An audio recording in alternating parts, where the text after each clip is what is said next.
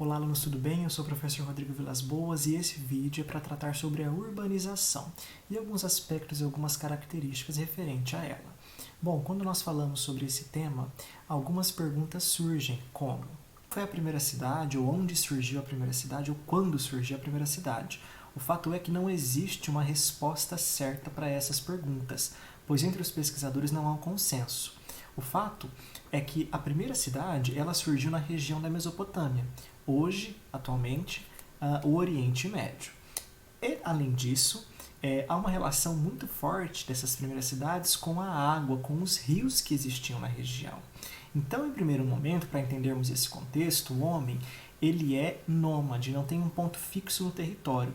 Então ele circula pelo território caçando, pescando e ele não tem um ponto fixo. A partir do momento que ele se fixa no território, começam então aí surgir as primeiras cidades. O homem começa então a produzir excedentes alimentares, porque as primeiras cidades surgem próximas aos rios. Então ele começa a produzir excedentes alimentares e começa a se dedicar a outras atividades nesse espaço. Algumas pessoas vão chamar de aglomerados urbanos, outras vão chamar de civilizações. Isso vai depender então do autor que você estiver lendo. Mas o contexto do surgimento das primeiras cidades está muito relacionado então à questão do excedente alimentar. Essa possibilidade do homem então conseguir se dedicar a outras tarefas no espaço que ele vive.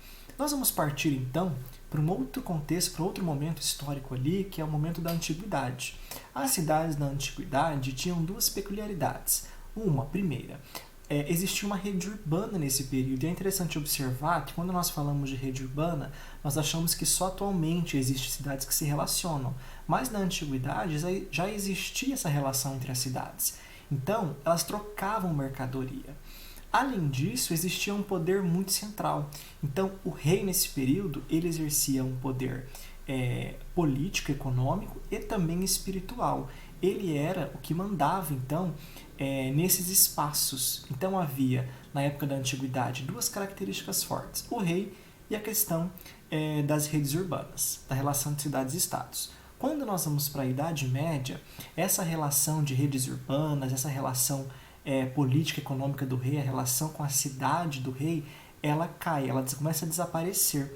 O que significa isso? A população no período da Idade Média tem uma relação com a terra de subsistência. Então já não tem mais aquela relação que havia na antiguidade. Quando nós vamos para o capitalismo, que nós passamos aí do período feudal para o capitalismo, as cidades começam também a criar outras características. E aqui precisa ficar claro, pessoal, que esses períodos não acontecem de modo segmentado, é todo um processo histórico para que nós possamos chegar até o ponto que nós estamos hoje. Então, a primeira característica do capitalismo e da urbanização do capitalismo é a revolução industrial. Porque as cidades começam, principalmente na Europa e na Inglaterra, que é o berço da Revolução Industrial, elas começam a aparecer ali com outras características. Existe, então, um êxodo rural da população saindo do campo e indo para a cidade à procura de empregos. Por que a indústria, então, e a Revolução Industrial acontece no espaço das cidades? Porque ali há uma concentração de capital. Ao produzir uma mercadoria, essa indústria também consegue vender e gerar capital nesses espaços de um modo muito mais fácil, porque as pessoas estão concentradas nesse espaço, estão próximas umas das outras. Além disso, devido a essa concentração, há também uma disponibilização de força de trabalho, de mão de obra. Então, é muito mais fácil uma empresa se instalar numa cidade do que ficar no campo. Então, as cidades europeias começam, então, a ter uma característica muito forte de relação entre a industrialização e a urbanização. Então, para entender esse processo de urbanização no período aí da Revolução Industrial, é importante entender as características industriais da época. Tá? Nós vamos partir, então, para a urbanização mundial. E aqui nós precisamos elementar três características para entender a urbanização mundial e as suas características de modo geral. A primeira, a população. O que isso significa? Para entender o processo de urbanização, é necessário entender para onde a população está migrando e para quais cidades ela está migrando. nós vamos ver aí nas últimas décadas que há uma relação muito acentuada da população saindo do campo e indo para as cidades, principalmente devido à mecanização da agricultura, da modernização da agricultura. Quando a técnica chega no campo, acontece de a população precisar procurar emprego nas cidades. Outra questão, a globalização. Atualmente, para entender a urbanização mundial, nós precisamos compreender as características da globalização. E aqui nós vamos ter diversos autores que trabalham com isso. O Milton Santos mesmo é um dos autores que trabalha com a globalização e explica muito bem os detalhes. Mas, de modo geral, nós precisamos compreender que a partir da globalização existe uma nova remodelação das redes urbanas. O que isso significa? Hoje, nós temos então a sede de uma empresa numa cidade e a indústria dessa empresa em uma outra cidade. Então, a partir da sede e da indústria, as cidades acabam se comunicando. Um exemplo, nós temos então sedes de grandes empresas na Europa e nos Estados Unidos e muitas indústrias dessas empresas nos países subdesenvolvidos, principalmente no Brasil.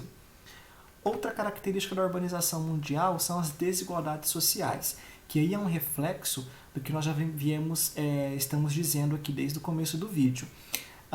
Com o processo de globalização, com o processo de êxodo rural, vai começar a surgir então desigualdades sociais, porque as pessoas não vão conseguir chegar na cidade e ter pleno emprego, as pessoas não vão conseguir chegar na cidade e ter um lugar onde morar.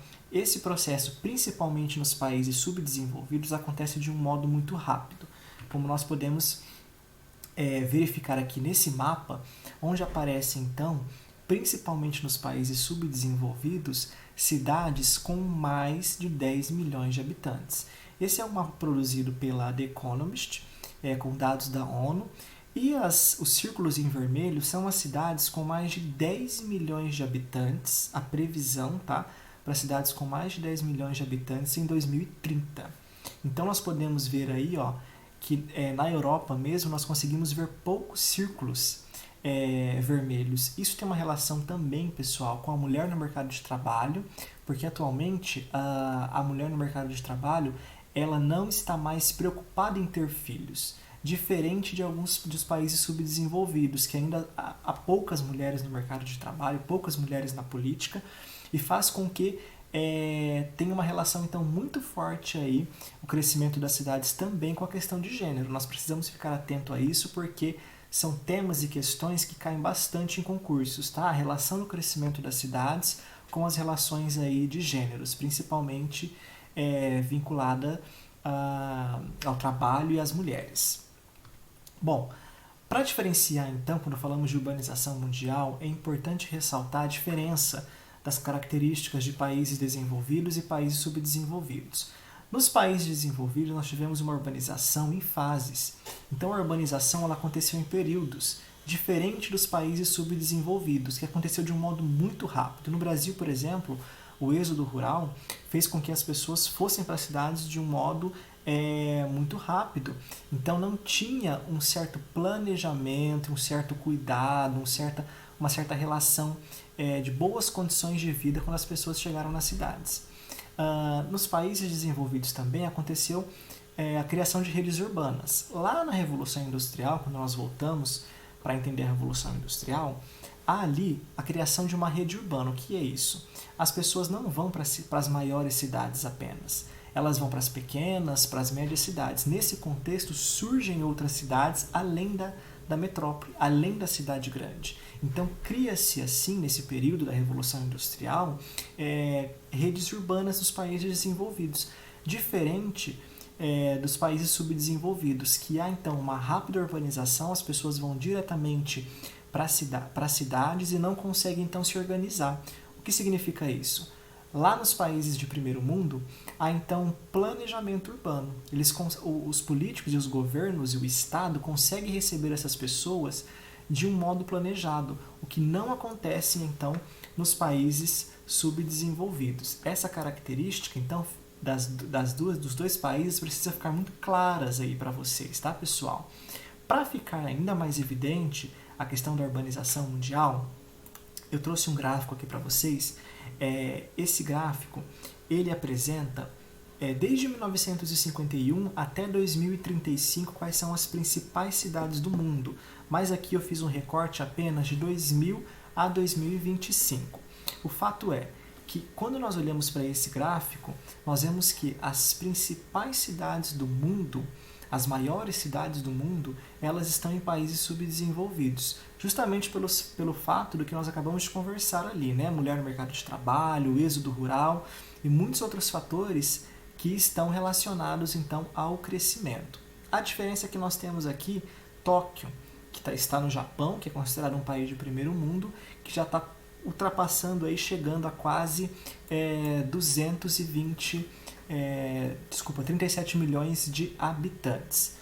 A configuração que nós temos hoje, então, no mundo é essa.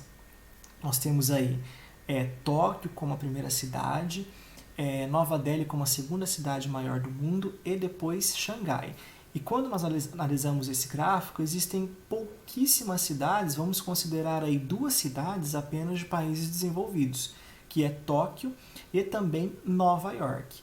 Esse gráfico, quando você olha ele em 1951, Nova York era a primeira cidade mais populosa do mundo. Então, pessoal, quando nós tratamos de urbanização mundial, é muito importante que fique claro a diferença entre os países desenvolvidos e os países subdesenvolvidos, que apesar de termos um contexto de êxodo rural e de um histórico em algumas características parecidas, é importante diferenciá-los, beleza? Espero que isso tenha ficado muito claro para vocês, porque é um tema importante que cai bastante em concursos e provas, certo? Um grande abraço para vocês!